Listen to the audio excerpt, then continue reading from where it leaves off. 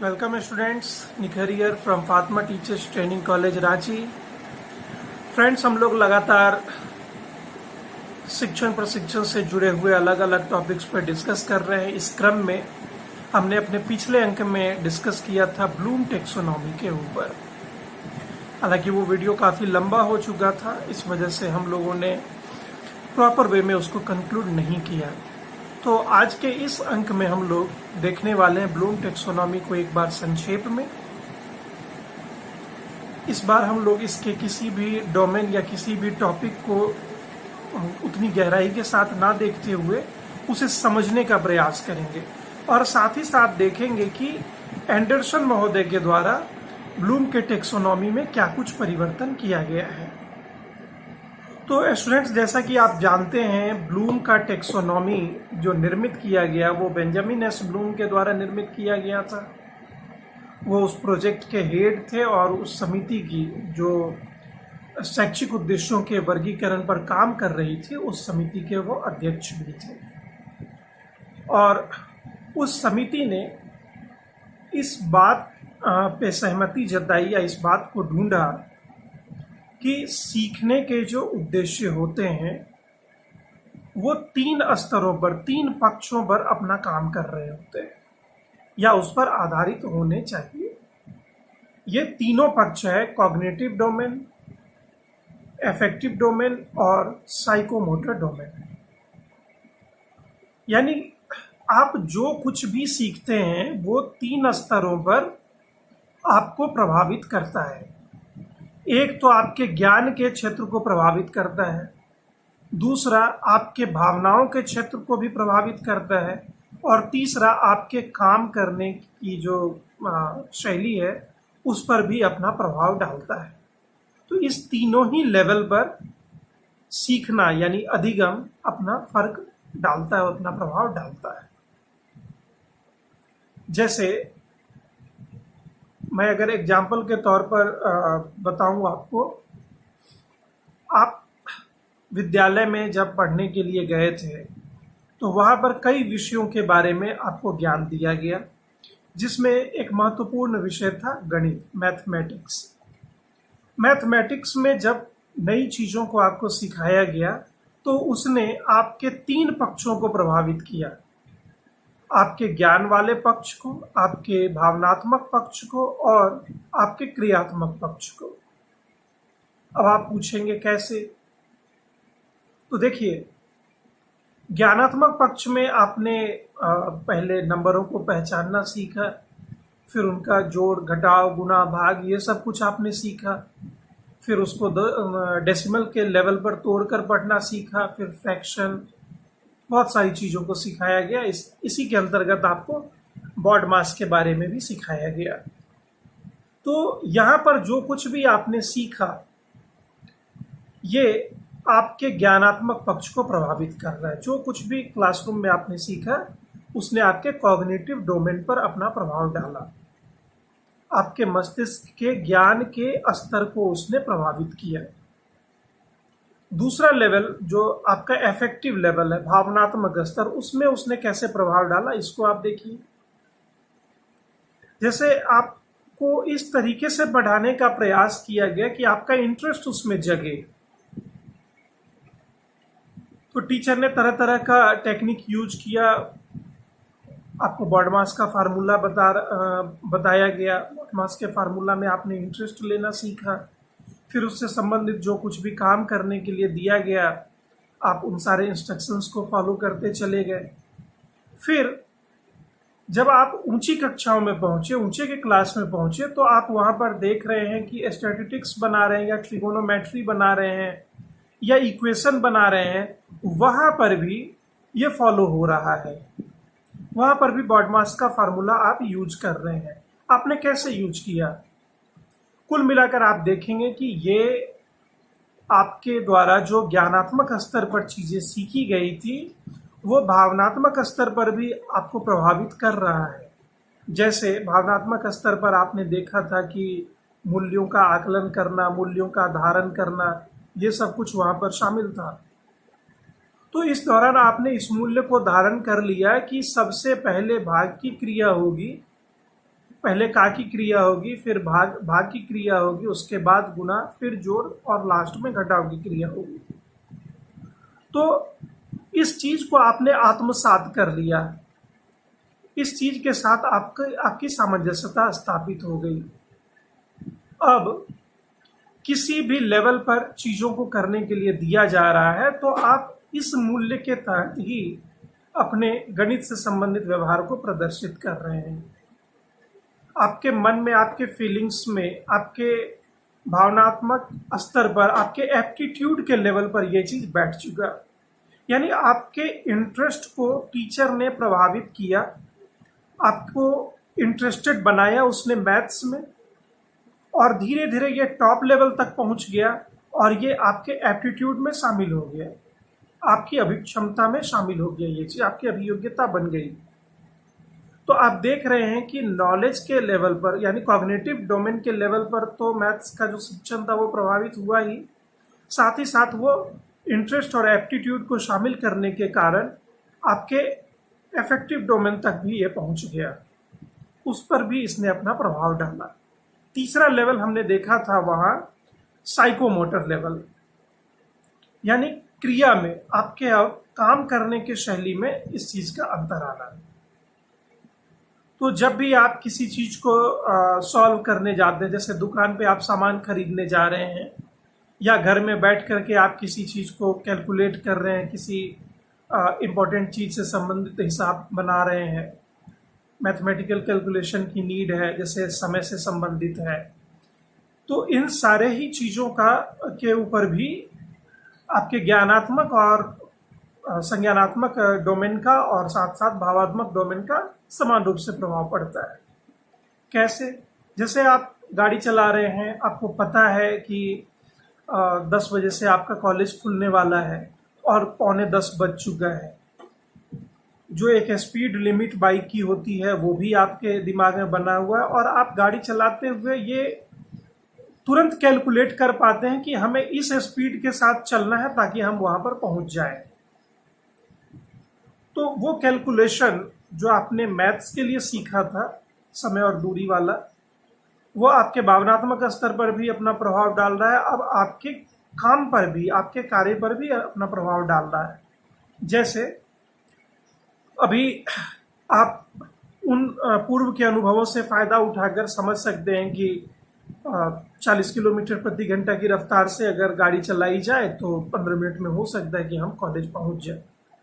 आपने इतना कैलकुलेशन कर लिया, आप इसी के अकॉर्डिंग चलना प्रारंभ कर दिया। अब हर रोज आप अगर इसी स्पीड के साथ आते हैं और आपका टाइमिंग यही रहता है तो धीरे धीरे ये स्पीड, यानी कॉलेज से आपके घर की जो दूरी है उस बीच में जो स्पीड आप फॉलो कर रहे हैं, यह आपका आदत बन गया। अब आपको कुछ नहीं करने की आवश्यकता है, आप आराम से 9:45 बजे तैयार होकर अपनी बाइक पे बैठेंगे और 10 बजे आप कॉलेज पहुंच जाएंगे। यानी अब ये आपका आदत बन चुका है। तो मैथ्स का एक सिंपल सा टॉपिक भी इस बात को प्रूव करने में सक्षम है कि सीखने और सिखाने के 3 पक्ष होते हैं, इसके 3 डोमेन होते हैं, कॉग्निटिव डोमेन, एफेक्टिव डोमेन और साइकोमोटर डोमेन। इसके अलग अलग सब्जेक्ट में अलग अलग एग्जाम्पल्स हो सकते हैं, लेकिन चूंकि मैथ्स आर्ट में भी है और मैथ्स साइंस में भी है तो इसीलिए मैंने बीच का रास्ता निकालने का प्रयास किया। तो उम्मीद करते हैं कि आपने इसके प्रयोग को समझ लिया होगा। और इसमें एक चीज जरूर आप ध्यान रखेंगे कि तीनों ही डोमेन में हमेशा नीचे से ऊपर की ओर जाया जाता है, यानी सरल से जटिल की ओर जाना होता है आपको, यानी जो सबसे आसान है उससे सबसे कठिन की ओर जाना होता है। तो तीनों ही डोमेन के सारे लेवल इस पैटर्न को बराबर फॉलो करते नजर आते हैं। तो अब हम लोग देखते हैं कि जो ब्लूम का टेक्सोनॉमी था उसमें एंडरसन के द्वारा क्या कुछ परिवर्तन किया गया। तो देखिए, एंडरसन जो थे उनका पूरा नाम है लॉरेन एंडरसन और ये बेंजामिन एस ब्लूम के ही स्टूडेंट थे। तो उन्होंने 1984-87 के बीच में ब्लूम के टेक्सोनॉमी में कुछ संशोधन किया था। तो ये जो संशोधन किया गया, ये सिर्फ एक ही डोमेन में संशोधन किया गया, और वो डोमेन है कॉग्निटिव डोमेन। सिर्फ कॉग्निटिव डोमेन के लेवल पर यह अंतर स्थापित किया गया 1984 से 87 के बीच में लॉरेन एंडरसन के द्वारा। तो आप जो एग्जाम में लिखेंगे वो पहले एंडरसन का परिचय देंगे कि एंडरसन ब्लूम के ही पूर्व छात्र थे और उन्होंने ब्लूम के टेक्सोनॉमी में कुछ संशोधन किया। उन्होंने कब किया ये आप लिखेंगे। इसके बाद आप लिखेंगे कि ब्लूम के टेक्सोनॉमी के कॉग्निटिव डोमेन में ही एंडरसन के द्वारा कुछ संशोधन किया गया था। तो ये जो संशोधन किया गया ये दो तरह का संशोधन था। पहला अमेंडमेंट जो था वो था कि जैसे आप जानते हैं कॉग्निटिव डोमेन के 6 लेवल हैं, तो इस 6 लेवल में से उसने सबके नाम में परिवर्तन किया। पहले जो कुछ भी था वो संज्ञा के रूप में था, यानी एक नाउन के रूप में केवल दिया हुआ था। उन्होंने इसको कार्य रूप में यानी क्रिया रूप में परिवर्तित कर दिया। क्रिया रूप में इसलिए परिवर्तित किया गया, देखिए किसी चीज का नाम अगर हो तो उस नाम को हो सकता है कि आप भूल जाएं, या हो सकता है कि उससे संबंधित समझ विकसित ना हो पाए, इसीलिए उसको क्रिया रूप में उन्होंने प्रदर्शित करने का काम किया ताकि ये आसानी से स्टूडेंट्स और टीचर के समझ में आ जाए। जैसे आप एजुकेशन में जो पढ़ते हैं वह है अधिगम सिद्धांत। तो अधिगम एक नाम है, नाउन है। किस चीज का नाम है? ये एक क्रिया का नाम है। और अधिगम अगर संज्ञा है तो इसकी क्रिया हो जाती है सीखना, लर्निंग। तो वैसे ही इन्होंने संज्ञा रूप को, यानी जो कॉग्निटिव डोमेन के टोटल 6 उद्देश्य थे वो संज्ञा रूप में थे, उसको उन्होंने क्रिया रूप में बदल दिया। तो आप जानते हैं कि उसमें सबसे पहला लेवल था ज्ञान, फिर था समझ, अनुप्रयोग, विश्लेषण, संश्लेषण और मूल्यांकन। ये 6 उद्देश्य थे कॉग्निटिव डोमेन के। तो उन्होंने इसे क्रिया रूप में बदला। क्रिया रूप में बदलने का मतलब है, जैसे ज्ञान के लिए उन्होंने जो नाम यूज किया वो था याद करना। समझ के लिए जो उन्होंने यूज किया शब्द वो था समझना। फिर समझ नहीं, एक्चुअली समझ के जगह पर अवबोध यूज किया गया था, तो अवबोध के स्थान पर उन्होंने समझना यूज किया। अनुप्रयोग नाम से था तीसरा लेवल, तो उसको उन्होंने नाम दिया प्रयोग में लाना। जो हमारा चौथा लेवल था वो था विश्लेषण, एनालिसिस, तो उन्होंने उसको नाम दिया विश्लेषण करना या विश्लेषित करना। फिर इसके बाद 5वां लेवल था संश्लेषण, सिंथेसिस, तो उसको उन्होंने और थोड़ा डिफाइन क्रिया रूप में किया और नाम दिया संश्लेषित करना, जोड़ना। और लास्ट लेवल था, जो टॉप लेवल था वो था मूल्यांकन, तो मूल्यांकन को उन्होंने नाम दिया सृजन करना, नया बनाना।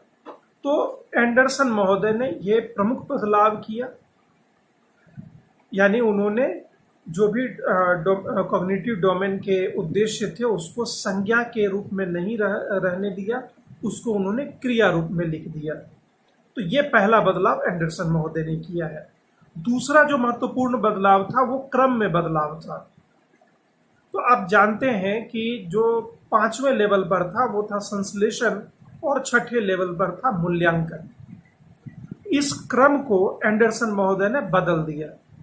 उन्होंने मूल्यांकन को 5वें नंबर पर रख दिया और संश्लेषण को 6ठे नंबर पर रख दिया। पूरी तरह से आप क्लियर कट रही है। इससे संबंधित जो नोट्स है वो आपको पीडीएफ में दे दिया जाएगा, आप वहां देखिएगा, और इस वीडियो में भी मैं इसे आपको दिखाऊंगा। तो पहला काम उन्होंने किया, संज्ञा को क्रिया रूप में बदला, और दूसरा काम किया कि 5वें नंबर पर जो डोमेन था संश्लेषण, उसको उन्होंने 6ठे नंबर पर रख दिया, और 6ठे नंबर पर जो था मूल्यांकन, उसको उन्होंने 5वें नंबर पर रख दिया। बाकी सब कुछ एज इट इज रहने दिया उन्होंने। तो एंडरसन महोदय ने यही प्रमुख बदलाव किया।